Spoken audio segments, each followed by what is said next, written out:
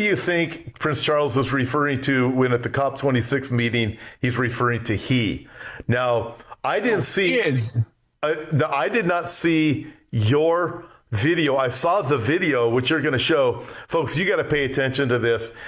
Now pay close attention, because this is something that I want you, all of you students, Bible students especially, pay attention to, right? Okay, here we go. Required. We know this will take trillions, not billions of dollars. We also know that countries, many of whom are burdened by growing levels of debt, simply cannot afford to go green. Here we need a vast military-style campaign to marshal the strength of the global private sector.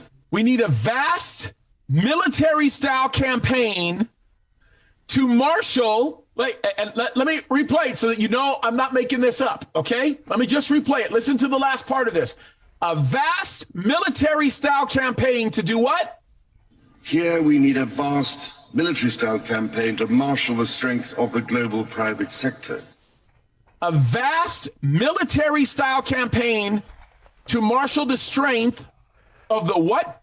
Global private sector. Yes. Isn't that? So we're going to basically utilize the mechanisms that have been deployed by private industry to move a cashless society forward.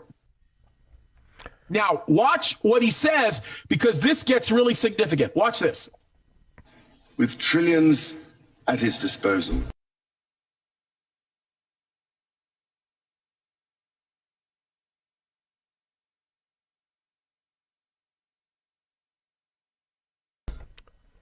Huh? Wait. Let's rewind that again. You know what? Can we do this?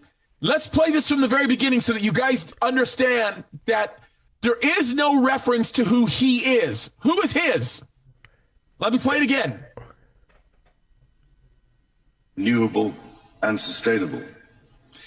So, ladies and gentlemen, my plea today is for countries to come together to create the environment that enables every sector of industry to take the action required. We know this will take trillions, not billions of dollars. We also know that countries, many of whom are burdened by growing levels of debt, simply cannot afford to go green. Here we need a vast military-style campaign to marshal the strength of the global private sector. With trillions at his disposal. Who is his? Look what he goes on to say. Far beyond global GDP, and with the greatest respect, beyond even the governments of the world's leaders, it offers the only real prospect of achieving fundamental economic transition. Beyond what? Can I just say the last part of this? Beyond what? Look what he says. It offers the only real prospect, beyond even the governments of the world's leaders. It offers the only real. Beyond the governments of the world's leaders. Yeah. So his disposal. So, folks, this is absolutely remarkable. And I guarantee you, he said this on purpose. He's reading his notes. Who do you think told him to say this? This was not a fluke. And by the way, there's only a few guys that have been yelling about this. Me, Tom, Andy Woods, a few others. And you know what they've been doing? They've been erasing this off the internet. Yeah. This is absolutely remarkable to understand the days that we live in. Okay, so we talk about from Daniel, from Book of Revelation, from various passages, there's going to be a global system. It will rise out of Europe, and they will crown their leader, and it will be a he. It won't be a she. It'll be a he. And the Book of Revelation calls him Antichrist or beast. We would commonly refer to him as Antichrist. He's against Christ. He's going to be the most powerful leader the world has ever known. The Book of Revelation tells us, Revelation chapter 13, that nobody can make war with him. Who can stop him? Absolutely nobody. What does Prince Charles say? Everything that you just heard This is remarkable day, folks. We live in incredible days. Did you know that Prince Charles, I believe he's very likely going to be taking the throne of England soon? Oh, Did you know that? God help us. I know there's been a lot of conversation about it, He bro. probably is. He probably is. So, but I mean, you look at this, he's got, hey, listen, he obviously is talking about someone. He's talking about someone that's a man. He's talking about someone that nobody knows who he is yet. He's the most powerful man in the world. More powerful is he than all of the global leaders combined. Yep.